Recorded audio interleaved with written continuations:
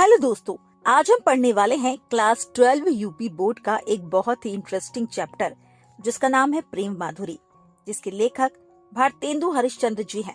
तो आइए दोस्तों, हम इसे डिटेल से एनिमेशन के माध्यम से समझते हैं। इन पंक्तियों में नायिका अपनी सखी से कहती है, प्रेम का रास्ता समझना कठिन है। ये रास्ता जीवन की सच्चाइयों की तरह ही कठिन और दुखों से भरा है। प्रेम में बहुत परेशानियां झेलनी पड़ती है।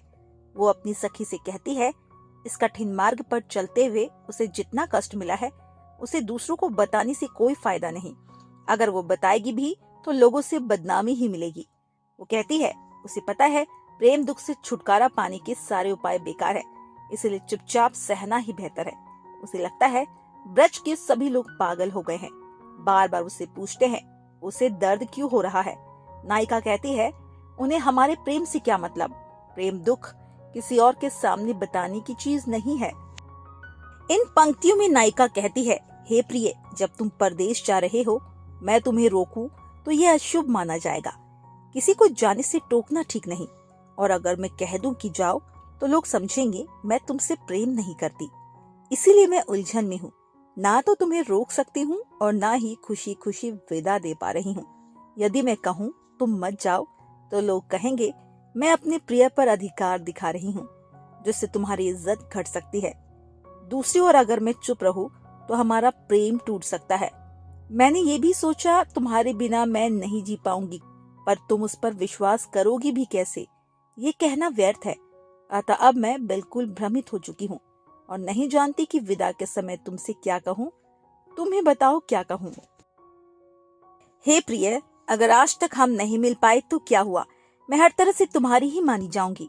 मुझ में तुमसे ना कोई शिकायत है और ना तुम पर कोई ठेस पहुंचाना चाहती हूँ, क्योंकि मैं जानती हूँ हर किसी को उसका फल भाग्य के अनुसार मिलता है। मेरा दुर्भाग्य है जीते जी मेरा तुमसे मिलन ना हो सका। इसमें तुम्हारी कोई गलती नहीं, ये मेरी किस्मत है।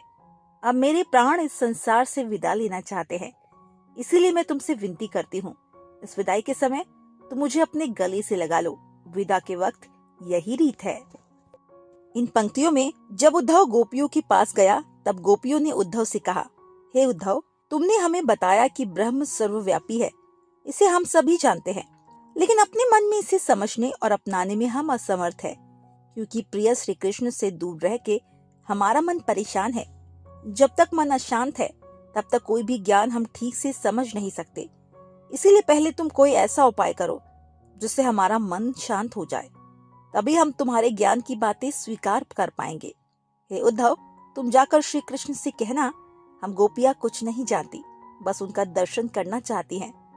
प्रियतम को देखे बिना हमारी दुखी आंखें किसी भी तरह संतुष्ट नहीं हो सकती है। इन्हें किसी और तरीके से बहलाया नहीं जा सकता। इसीलिए श्री कृष्ण को अपनी दृष्टि देकर हमारी आंखों की इच्छा पूरी करनी होगी। दोस्तों, वीडियो अच्छा लगे तो इस वीडियो को लाइक कीजिए और चैनल को सब्सक्राइब कीजिए। Thank you for watching.